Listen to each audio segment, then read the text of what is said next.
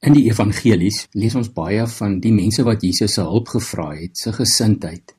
In Markus se eerste 7 hoofstukke is daar nie minder nie as 14 interaksies, waar mense, hetsy individue of groepe, en selfs skares van duisende na Jesus toe gekom het.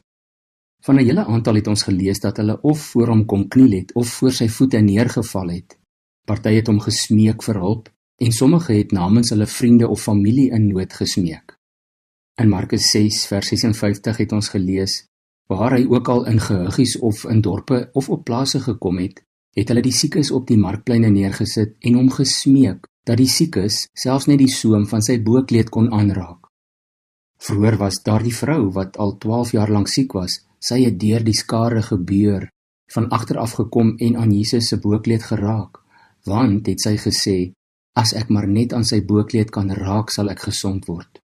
Vroeër het ons gelees van die Griekse ma, wat vir haar dogtertjie kom hulp vra het, en bely het dat sy bereid is om tevrede te wees met die krummels genade wat oorbly as Jesus haar asseblief net sal help. En telkens sien ons Jesus se hart. Al sê hy dit nie elke keer hardop in soveel woorde nie, maar soos vir die melaatse daar in hoofstuk 1, sê Jesus wanneer iemand om hulp vra, ek wil jou help.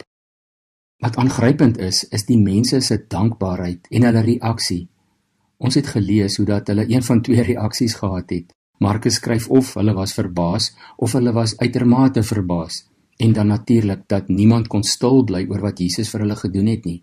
Al het hy hulle ook uitdruklik beveel om vir niemand daarvan te vertel nie. Maar wat my pla, is dat ons nooit weer van daardie mense lees nie. Nou, ek verstaan dat Jesus 'n reisende prediker en geneeser was.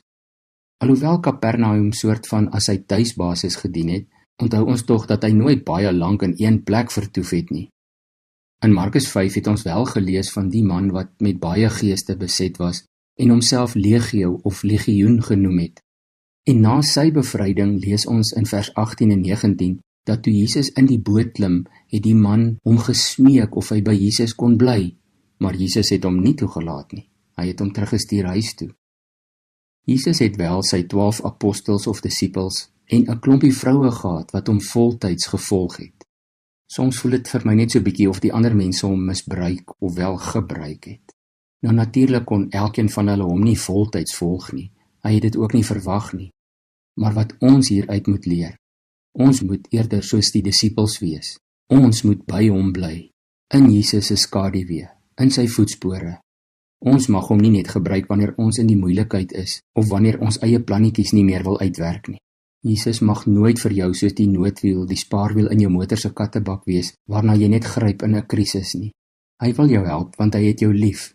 Eer hom, volg hom, daagliks, oral en altyd. Kom ons bid saam. Here Jesus, dankie dat ons ook 'n ander soort verhouding met U het, en dat ons nie net een keer voor U kom kniel vir genesing of bevryding nie, maar dat ons die voorreg het om in 'n permanente verhouding met U te wees. Dankie dat U altyd by my is, elke dag, en dat ek in U skaduwee, in U voetspore mag wees. Ek wil by U leer, ek wil U volg, ek wil U dien. Wys my elke dag hoe om dit te doen. Ek bid dit in U naam. Amen.